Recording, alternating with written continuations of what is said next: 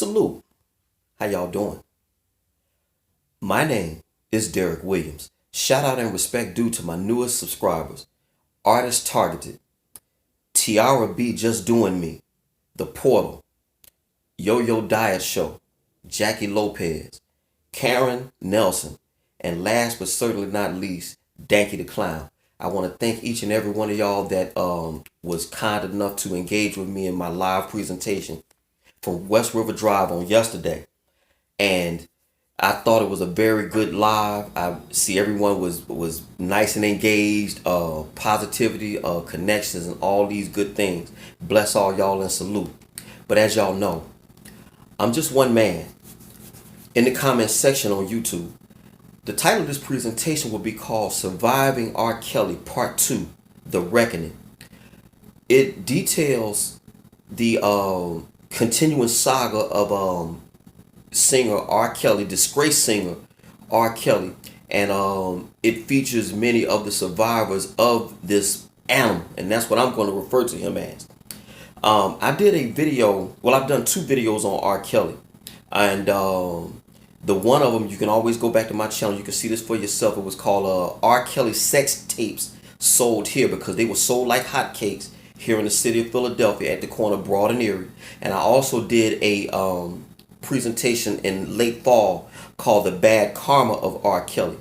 And in that video, I was saying that R. Kelly would have done well to pay these women off, keep his mouth shut for what he had done, and keep it moving and keep on singing and all this other stuff. But narcissists can't help themselves. He continued to violate women, and his transgressions caught up with him. In my video, the R. Kelly Sex Tapes Sold Here video, at the corner of Broad and Erie here in Philadelphia, a stand was up with videotapes and VCR tapes, and it was sold there like hotcakes. I've actually saw that tape at work, ironically enough, about 2 times, and at first I didn't believe it was R. Kelly until he adjusted that tripod, and I say, oh yes, that's Robert Kelly. And I should tell you, I just would never understand for the life of me how men can go on and violate women in this way. I've never beat a woman. I've never struck a woman. I've never called a woman that I dealt with out of her name. I don't believe in doing that. My mother was a victim of domestic violence, and I swore to myself to never do that type of thing to a woman. A woman is to be worshipped. She's to be cared for. She's to be nurtured, and things of this nature. And I have a 15-year-old daughter, and as long as I got breath in me, I'm going to show her what it looks like for a man to deal with you. I take my daughter on little dinner dates. I open doors for my child. I seat her at the table so she'll know what to look for in a prospective mate. And what I picked up from the victims, all of them, they lack love, compassion, and support. They had no male role models, really. You had one case where a preacher's daughter actually went to R. Kelly. And it just goes to show you, this is my own personal opinion about religious folks.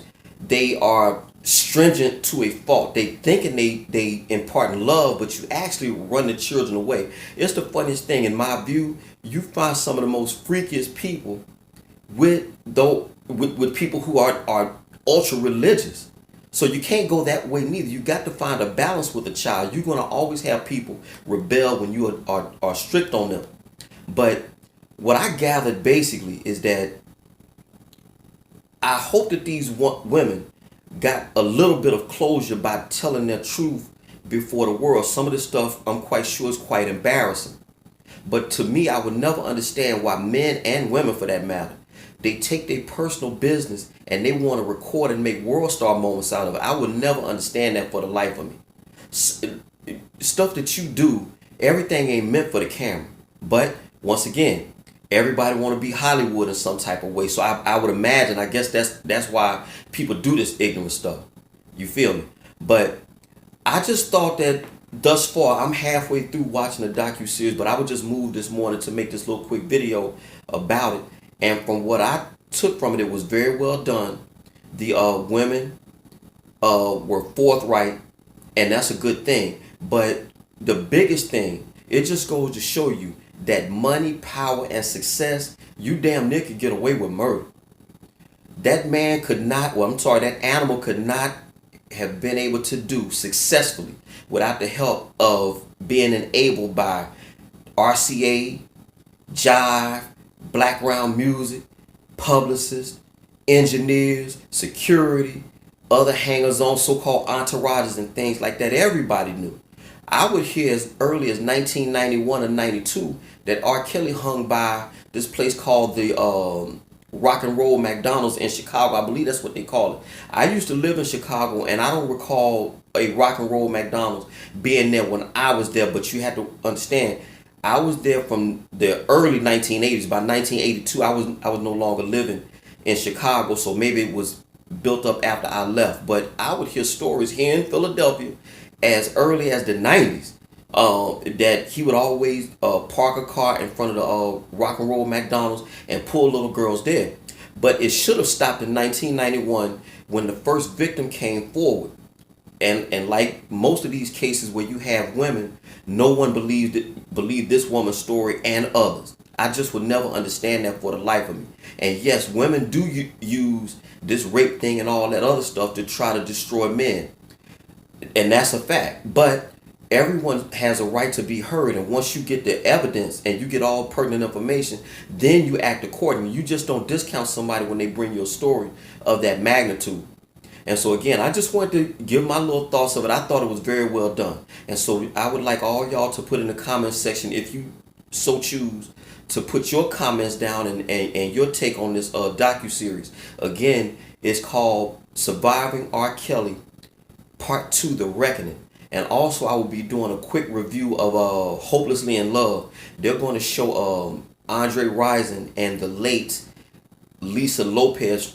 She's from Philadelphia, if memory serves. And also they're going to do Christopher Wallace and Faith Evans. And so I'm going to do a quick review on those. I'm really not a celebrity gossip type person, but I just want to dip my toe in it and see how it goes. I'm more or less news and information and stuff that really matters. And of course, this is a touchy subject for a lot of people, so that's another reason why I was so moved to do it. So again, all y'all take care. Greenville, Mississippi till I die.